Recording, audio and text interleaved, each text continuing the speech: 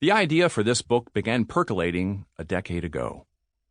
A couple of years before I left Procter Gamble in 2008 as its global marketing officer, I was attending Google Zeitgeist, the annual thought leadership event at the tech giant's headquarters in Mountain View, California. I was there with other Fortune 500 company leaders, the kinds of people Google was courting to experiment with its search capabilities and its newly acquired video platform, YouTube.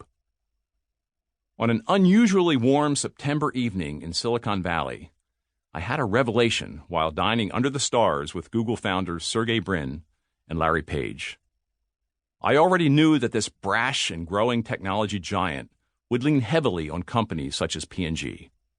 Of course it would. Google, or Alphabet, as it is now known, is able to poke into all those potentially life-altering innovations, from self-driving cars to balloon-powered internet access, only by selling lots and lots of ads. So obviously it needed large advertisers.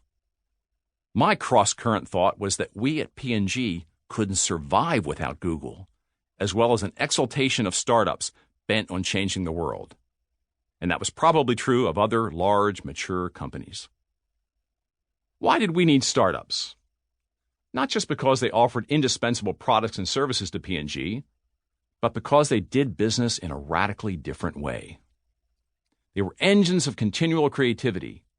They engaged passionately with their audiences and customers. They hired the best and brightest people who loved working there.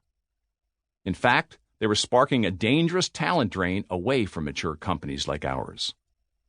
They didn't have to poach skilled, smart young people because the choice between working for an established company and an exciting upstart with endless potential to become the next Facebook or Uber was really no choice at all.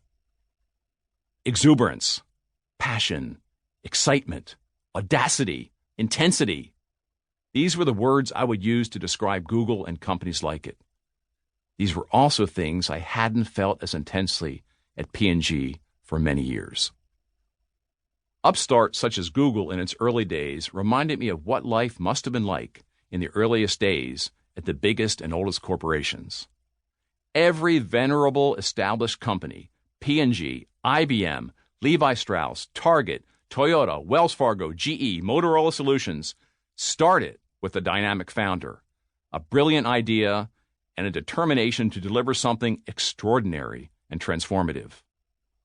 But as companies grow, acquiring more customers, developing more products and services, bringing on more investors and strategic partners, those companies lose their original excitement, purpose, and drive as the years grind by.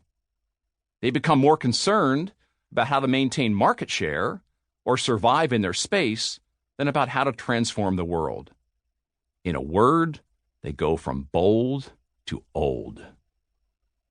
If we at P&G, a 170-year-old company at the time, didn't start to learn from these companies and adopt their agility and speed, retrofitting our own operations to restore some of the charisma and fast-paced performance of startups, we would lose relevance with our employees and with our consumers.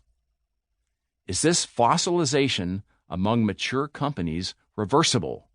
I wondered. On the flight back to Cincinnati, I started to scratch out a plan to learn from these new companies whose energy was garnering so much attention. Step one was to reconnect with Tim Armstrong, president of Google's Americas operation, and invite his group to P&G's headquarters in Cincinnati.